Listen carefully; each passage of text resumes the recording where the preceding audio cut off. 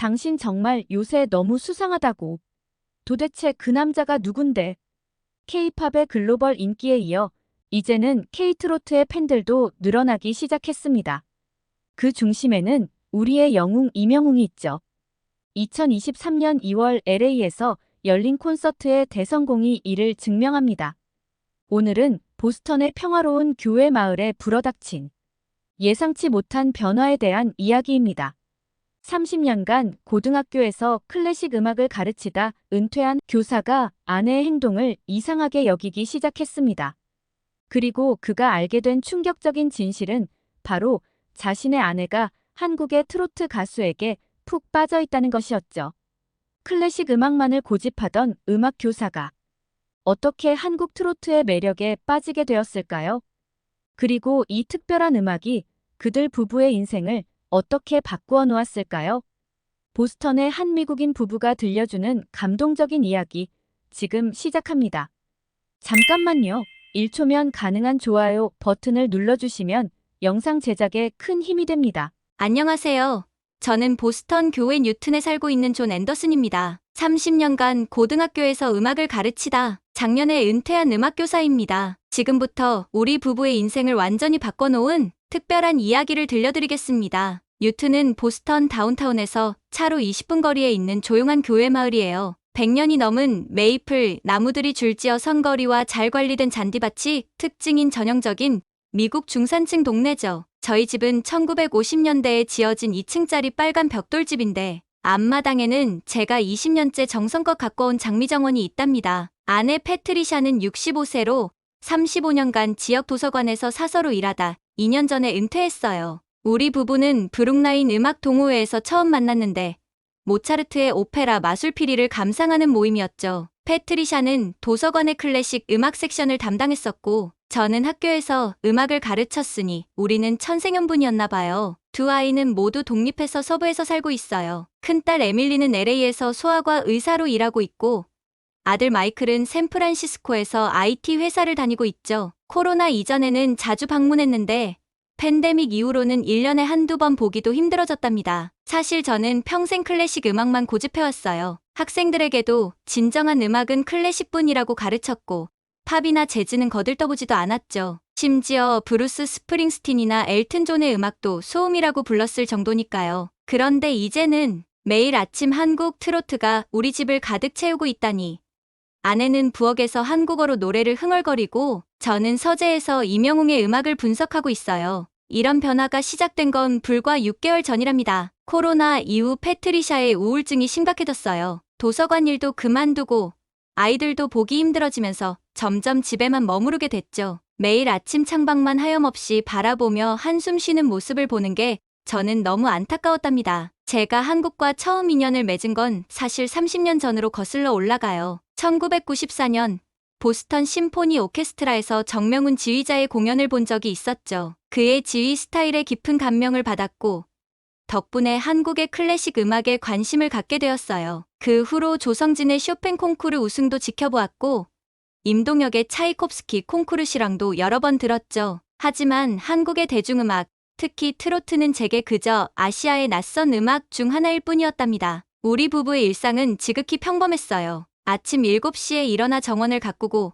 저는 동네 커피숍에서 은퇴한 교사들과 체스를 두며 시간을 보냈죠. 패트리샤는 가끔 도서관에 들러 옛 동료들과 차를 마시는 게 전부였어요. 평화롭지만 어쩐지 생기 없는 나날이었답니다. 평소와 다름없던 어느 아침 패트리샤가 태블릿을 보다가 갑자기 감탄사를 내뱉었어요. 저는 평소처럼 신문을 보고 있다가 아내의 반응이 궁금해 고개를 들었죠. 여보, 이리 와서 같이 들어봐요. 이 가수의 목소리가 너무 특별해요. 화면 속에는 한 젊은 한국 가수가 노래를 부르고 있었어요. 영어 자막이 있어 가사를 이해할 수 있었는데 정말 아름다운 사랑 노래였답니다. 이 가수의 이름이 이명웅이래요. 유튜브가 갑자기 추천해줬는데 어쩜 이렇게 감동적일 수가 있죠? 패트리샤의 눈에서는 어느새 눈물이 흐르고 있었어요. 아내가 음악을 들으며 울기는 처음이었죠. 마지막으로 그런 모습을 본 게 언제였더라. 아마도 1990년대 파바로티의 공연장에서였을 거예요. 저는 사실 그날 아침 아내의 반응을 심각하게 받아들이지 않았어요. 그저 일시적인 감상이라고 생각했던 거죠. 하지만 패트리샤는 그날 이후 계속해서 이명웅의 노래를 찾아 들었답니다. 특히 놀라웠던 건 한국어를 전혀 모르는 아내가 노래 가사를 따라 부르기 시작했다는 거예요. 처음에는 발음이 엉망이었지만 한국어 자막을 보며 열심히 연습하더라고요. 러브는 사랑이라는 뜻이고 스타라이트는 별빛이라는 뜻이래요. 이렇게 아름다운 언어가 있다는 게 신기해요. 패트리샤는 도서관에서 한국어 교재도 빌려왔어요. 은퇴 후 처음으로 뭔가를 배우고 싶어하는 모습이었죠. 한글을 쓰는 연습을 하면서 마치 어린아이처럼 즐거워하는 아내를 보니 저도 모르게 미소가 지어졌답니다. 이명웅의 다른 노래들도 하나둘씩 찾아 들었어요. 사랑은 늘 도망가, 우리들의 블루스, 다시 만날 수 있을까. 패트리샤는 각 노래의 가사를 영어로 번역해서 작은 노트에 적어두었죠. 이 가수의 목소리에는 뭔가 특별한 게 있어요. 슬픈 노래를 부를 때는 마음 깊숙한 곳까지 울리고 희망찬 노래를 부를 때는 온 세상이 밝아지는 것 같아요. 아내의 말에 저는 고개를 끄덕였어요. 음악 교사로서 저도 느낄 수 있었거든요. 이명웅의 목소리에는 분명 특별한 감성이 있었답니다. 유튜브의 알고리즘은 계속해서 새로운 영상들을 추천해줬어요. 이명웅의 콘서트 영상, 예능 프로그램 출연 장면, 팬들과의 만남. 패트리샤는 마치 보물을 발견한 것처럼 하나하나 찾아보며 행복해했죠. 특히 이명웅이 팬들을 대하는 모습에 감동받았다고 해요. 나이 많은 팬들을 친할머니처럼 공경하고 젊은 팬들은 친동생처럼 따뜻하게 대하는 모습이 너무 보기 좋더라고요. 존, 이제 알겠어요. 왜 그를 영웅이라고 부르는지. 패트리샤의 이 한마디가 아직도 기억에 남아요. 아내는 이명웅의 노래를 통해 무언가를 발견한 것 같았어요. 단순한 음악적 감동을 넘어서는 무언가를. 그리고 그건 우리 부부의 일상을 조금씩 변화시키기 시작했답니다. 저는 사실 아내의 새로운 취미를 못마땅하게 여겼어요. 30년 넘게 클래식만을 사랑해온 음악교사의 고집이었겠죠. 처음에는 그저 일시적인 관심이려니 했는데 패트리샤의 열정은 날이 갈수록 커져만 갔답니다. 매일 아침 집 안에는 이명웅의 노래가 울려 퍼졌어요. 아내는 부엌에서 요리하면서 한국어로 노래를 따라 부르고 태블릿으로는 한국 요리 영상을 보며 비빔밥과 김치찌개를 만들기 시작했죠. 클래식 음악만 들리던 우리 집이 이제는 완전히 다른 공간이 되어버린 것만 같았습니다. 도서관에서도 패트리샤의 변화를 눈치챈 모양이었죠. 30년간 클래식 음악 섹션을 담당하던 그녀가 이제는 한국 문화 관련 서적을 찾아보고 한국어 교재를 빌려가는 모습에 전직 동료들이 적잖이 놀랐다고 하더라고요. 저는 음악 교사로서의 전문성을 내세워 여러 번 지적을 했어요. 트로트는 클래식에 비해 음악적 완성도가 떨어진다느니 한국어를 모르면서 노래를 따라 부르는 건 의미가 없다느니 하는 말들이었죠. 하지만 패트리샤는 제 말에 전혀 동요하지 않았답니다. 오히려 아내는 이명웅의 음악성을 설명하기 시작했어요. 그의 발성법이 얼마나 훌륭한지, 감정 전달력이 얼마나 뛰어난지를 설명하더군요. 심지어 클래식 음악과 트로트의 접점을 찾아내어 제게 설명하기도 했답니다. 도서관에서 한국 음악의 역사를 공부한 패트리샤는 트로트가 일제강점기에 한국인들의 한과 슬픔을 달래준 음악이라고 설명했어요. 그리고 이명웅이 어떻게 이 전통적인 장르를 현대적으로 재해석했는지도 자세히 이야기해 주었죠. 제 고집은 서서히 흔들리기 시작했어요. 음악 교사로서 보니 이명웅의 음악에는 분명 특별한 무언가가 있었거든요. 그의 발성법은 정통 클래식 트레이닝을 받은 흔적이 역력했고 곡의 편곡과 구성도 상당히 세련되어 있었답니다. 더구나 패트리샤의 변화는 눈에 띄게 긍정적이었어요. 코로나 이후 우울증으로 힘들어하던 아내가 활기를 되찾았고 새로운 취미를 통해 삶의 즐거움을 찾아가는 모습이 보기 좋았죠. 하지만 진짜 고민은 그때부터였어요. 어느 날 패트리샤가 LA에서 열리는 이명웅 콘서트 이야기를 꺼낸 거죠. 2023년 2월 이명웅의 LA 콘서트에 가고 싶다고 했어요. 내심 불안했습니다. 67세의 나이에 LA까지 가서 콘서트를 본다는 게 위험하게 느껴졌거든요. 게다가 한국 가수의 콘서트라니 우리 나이에 그런 곳에 가도 되는 걸까 하는 걱정도 들었답니다. 그렇게 우리 부부는 처음으로 심각한 의견 충돌을 겪게 되었어요. 제 반대에 패트리샤는 처음으로 울면서 자신의 심정을 토로했고 LA에 사는 딸 에밀리까지 나서서 저를 설득하기 시작했답니다. 음악을 통해 새로운 삶의 의미를 찾은 아내와 고집스러운 저와의 갈등이 시작된 거죠. 비가 내리던 어느 저녁, 혼자만의 시간을 보내기 위해 서재에 들어갔어요. 평생 모아온 클래식 음반들 사이에서 문득 의문이 들었답니다. 왜 나는 다른 음악들을 이렇게 배척해왔을까? 그날 밤, 처음으로 진지하게 이명웅의 음악을 들어보기로 했어요. 음악 교사로서의 전문성을 가지고 객관적으로 평가해보고 싶었거든요. 헤드폰을 끼고 Trust in Me를 틀었는데 첫 소절부터 깜짝 놀랐답니다.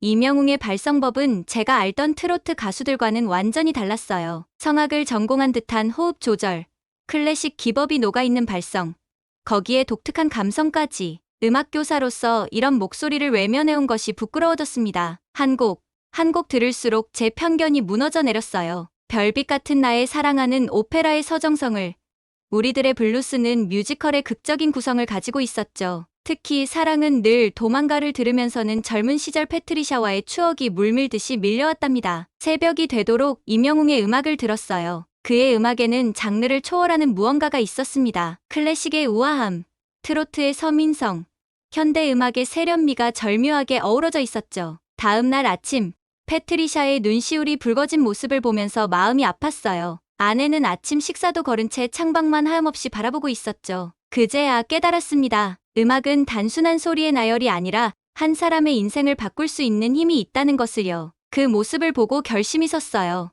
LA에 있는 딸 에밀리에게 몰래 전화를 걸었습니다. 콘서트 티켓 예매부터 숙소 예약까지 모든 걸 비밀리에 준비하기 시작했죠. 음악을 가르치며 평생을 보낸 제가 이제는 학생이 되어 한국어로 된 노래를 연습하기 시작했답니다. 특히 사랑은 늘 도망가의 가사를 외우는데 많은 시간을 들였어요. 콘서트장에서 패트리샤와 함께 부르고 싶었거든요. 차고에 숨어서 매일 발음 연습을 했는데 한국어의 발음이 이렇게 어려운 줄 몰랐답니다. 저의 변화는 자연스럽게 주변에도 영향을 미쳤어요. 고등학교 음악부 동료들과 만났을 때 처음으로 클래식 외의 음악을 긍정적으로 이야기했죠. 그들도 처음에는 놀랐지만 이명웅의 음악을 들어보더니 고개를 끄덕이더군요. 이제는 클래식 음악과 트로트가 서로 다른 매력을 가진 음악이라는 걸 인정하게 되었어요. 좋은 음악은 장르를 초월한다는 진리를 뒤늦게 깨달은 거죠. 학생들에게 편협한 음악관을 가르쳤던 과거가 부끄러워질 정도였답니다. 패트리샤는 아직 제 마음의 변화를 모르고 있었어요. 곧 있을 생일에 LA 콘서트 티켓을 깜짝 선물로 줄 생각을 하니 가슴이 설렜습니다. 67년을 살면서 이런 설렘을 느껴본 적이 있었는지 마치 30년 전 청혼할 때처럼 가슴이 두근거렸답니다. 드디어 다가온 패트리샤의 65번째 생일 아침이었어요. 새벽부터 일어나 정원의 장미를 살펴보았죠. 겨울이라 피어있는 장미는 많지 않았지만 온실에서 특별히 키워둔 빨간 장미들이 활짝 피어 있었답니다. 추운 겨울에도 장미를 피울 수 있었던 건 에밀리가 알려준 한국의 실내 정원 관리법 덕분이었어요. 꽃을 고르면서 깜짝 선물 준비 과정이 머릿속을 스쳐 지나갔어요. LA의 콘서트 소식을 처음 들었을 때부터 시작된 비밀스러운 계획들이 주마등처럼 펼쳐졌죠. 에밀리와의 첫 통화가 생각났어요. 아빠, VIP 티켓은 오픈 직후 5분 만에 매진될 거예요. 제 병원 한인 간호사들의 도움이 필요할 거예요. 그렇게 시작된 콘서트 준비는 마치 비밀 작전 같았답니다. 수장과 미나, 2명의 한인 간호사들은 우리의 든든한 협력자가 되어주었어요. 그들은 매일 밤 한국의 팬카페를 모니터링하며 콘서트 정보를 수집했고 심지어 한국의 팬클럽 회원들과 연락해 VIP 티켓 예매를 도와주겠다는 약속까지 받아냈었죠. 티켓 예매 당일 저는 마치 증권가의 주식 거래자처럼 긴장된 마음으로 컴퓨터 앞에 앉아 있었어요. 5개의 노트북이 켜져 있었는데 각각 아이디로 접속해 있었죠. 에밀리와 간호사들은 영상통화로 실시간 작전 회의를 하고 있었고요. 예매 시작 3분 만에 성공했다는 수잔의 외침이 들렸어요. VIP석 2장을 확보했다는 소식에 마치 보스턴 심포니 오케스트라의 수석 바이올리니스트 자리를 따낸 것처럼 기뻤답니다. 호텔 예약도 쉽지 않았어요. 돌비 시어터 근처의 모든 호텔이 콘서트 관객들로 가득 찼었거든요. 다행히 미나의 사촌이 LA 관광업계에서 일하고 있어서 힐튼 호텔의 마지막 남은 스위트룸을 구할 수 있었답니다. 아침 식사 테이블에는 패트리샤가 좋아하는 이명웅의 별빛 같은 나의 사랑아가 흘러나오고 있었어요. 방 안가득 퍼지는 음악을 들으며 패트리샤는 의아한 표정을 지었죠. 제가 먼저 그의 음악을 틀어놓은 건 처음이었으니까요. 장미꽃다발을 건네자 패트리샤의 눈에서는 눈물이 흘러내렸어요. 꽃다발 사이에 숨겨둔 티켓을 발견한 순간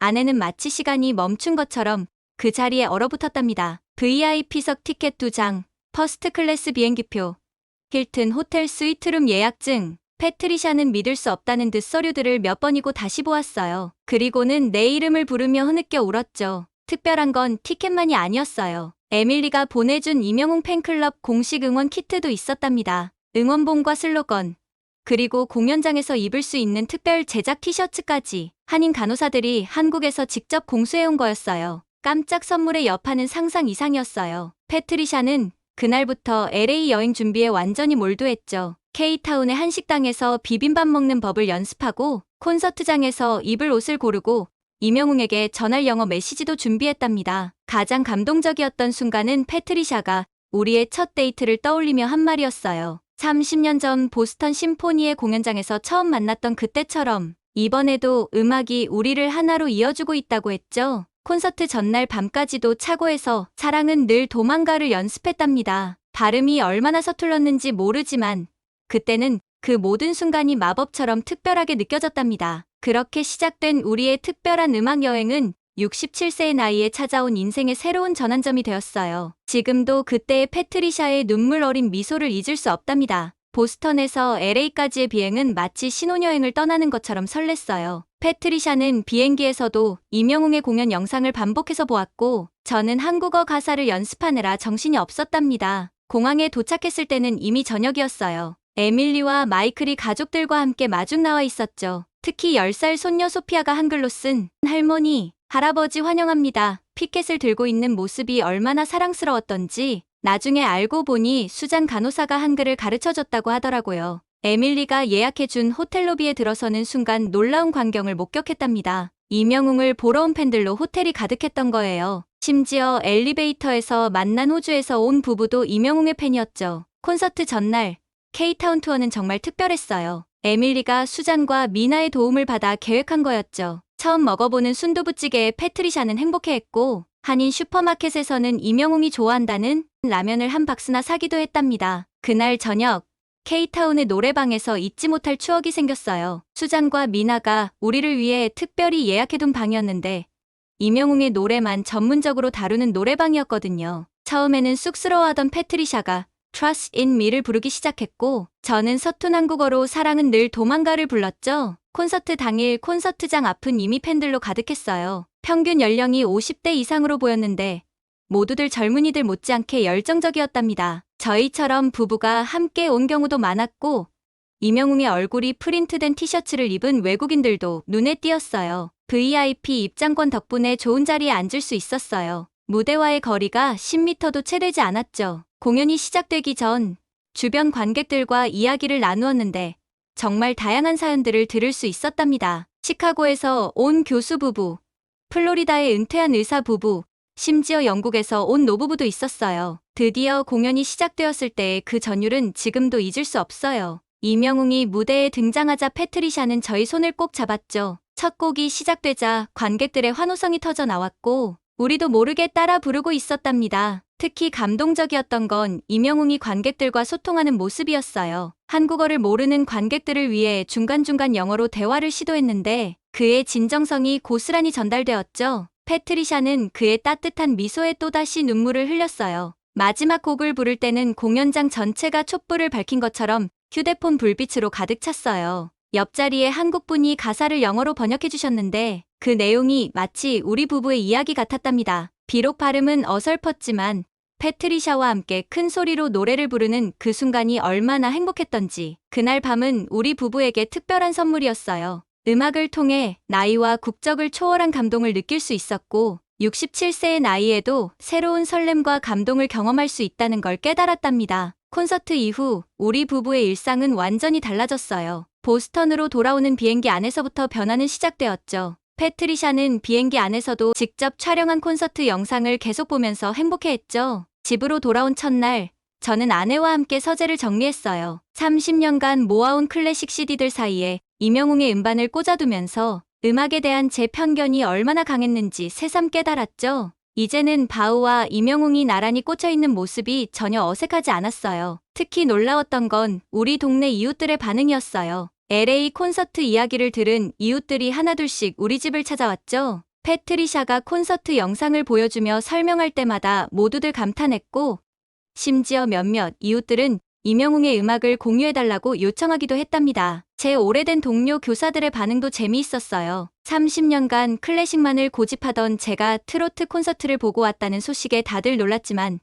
이명웅의 음악을 들려주자 진지하게 감상하더군요. 음악부 교사들은 그의 발성법과 무대 매너에 대해 전문적인 대화를 나누기도 했답니다. 변화는 거기서 그치지 않았어요. 패트리샤가 보스턴 한인문화센터의 한국어 강좌를 찾아낸 거예요. 매주 수요일 오전, 우리 부부는 20대 유학생들과 함께 한국어를 배우기 시작했죠. 선생님은 우리가 임영웅 팬이라는 걸 알고는 그의 노래로 한국어를 가르쳐 주셨어요. 한국어 수업이 끝나면 을의 한 식당에 들렀답니다. 처음에는 이름도 못 외우던 음식들이 이제는 제법 친숙해졌어요. 특히 삼겹살과 김치찌개는 우리 부부의 단골 메뉴가 되었죠. 매운 음식을 잘 못 먹던 패트리샤가 어느새 고추장찌개도 거뜬히 먹게 된 게 신기했어요. 주말에는 한인마트에 가는 게 새로운 일과가 되었어요. 임영웅이 광고하는 제품들을 찾아다니는 재미도 쏠쏠했죠. 한국 과자와 라면을 사서 LA의 손주들에게 보내주기도 했는데 소피아가 특히 좋아했답니다. 가장 큰 변화는 우리 부부 관계였어요. 콘서트 이후 패트리샤의 우울증은 완전히 사라졌고 매일 아침 임영웅의 노래와 함께 시작하는 일상이 우리에게 새로운 활력을 주었답니다. 주말마다 노래방에 가서 서툰 한국어로 임영웅의 노래를 부르는 것이 새로운 데이트 코스가 되었죠. 우리는 온라인 팬카페에도 가입했어요. 번역을 돌려가며 카페 활동하면서 다른 팬들과 교류했죠. 처음에는 컴퓨터 다루는 게 서툴러서 애를 먹었지만 에밀리가 영상통화로 하나하나 알려준 덕분에 이제는 제법 능숙해졌답니다. 특히 기뻤던 건 팬카페를 통해 보스턴 근교의 다른 임영웅 팬들을 만난 거예요. 매달 한 번씩 우리 집 정원에서 팬 미팅을 갖게 되었는데 놀랍게도 우리처럼 은퇴한 부부들이 꽤 많았어요. 클래식, 재즈, 컨트리 등 각자 좋아하는 장르는 달랐지만 임영웅의 음악 앞에서는 모두가 하나가 되었답니다. 나이 들어 새로운 취미를 가진다는 게 얼마나 큰 축복인지 그때 깨달았어요. 음악을 통해 새로운 문화를 배우고 새로운 친구들을 만나고 무엇보다 아내와 새로운 추억을 만들 수 있다는 게 얼마나 감사한 일이었는지 모릅니다. 이제 우리는 다음 콘서트를 기다리고 있어요. 언제가 될지는 모르지만 그때는 더 많은 노래를 한국어로 따라 부를 수 있을 거예요. 늦게 시작된 우리의 특별한 음악 여행은 여전히 진행 중이랍니다. 오늘 사연은 여기까지입니다. 한국 트로트의 매력에 빠진 미국인 노부부의 사연 어떠셨나요? 한국 음악의 힘이 나이와 국적을 초월해 사람의 마음을 어떻게 움직이는지 다시 한번 확인할 수 있는 시간이었습니다. 한국 음악이 한 미국인 부부의 우울증을 치유하고 새로운 삶의 활력이 되어준 것처럼 한국 트로트가 가진 따뜻한 감성과 위로의 힘이 전 세계인의 마음을 어루만지고 있다는 사실이 놀랍습니다. K-팝에 이어 이제는 한국 트로트가 세계인의 마음을 사로잡을 새로운 한류의 주역이 되지 않을까요? 여러분은 해외에서 사랑받는 트로트의 매력이 무엇이라고 생각하시나요? 여러분의 생각을 댓글로 남겨주세요. 감동 뭉클에서는 여러분의 소중한 마음을 모아 사연 주인공들에게 전해드리고 있습니다. 여러분 주변에 감동적이거나 재미있는 실제 사연들을 제보받고 있으니 언제든 저희 공식 메일로 제보해주세요. 여러분이 보내주신 사연이 다음 영상의 주인공이 될 수 있습니다. 오늘 들려드린 사연이 마음에 드셨다면 구독과 좋아요 눌러주시고 주변 분들과도 공유해주세요. 여러분의 작은 관심과 응원이 더욱 좋은 콘텐츠를 만드는데 큰 힘이 됩니다. 오늘도 여러분의 하루의 작은 즐거움이라도 되었기를 바라며 지금까지 감동 뭉클이었습니다. 끝까지 시청해주셔서 감사합니다. 다음에 더 감동적인 사연으로 찾아뵙겠습니다.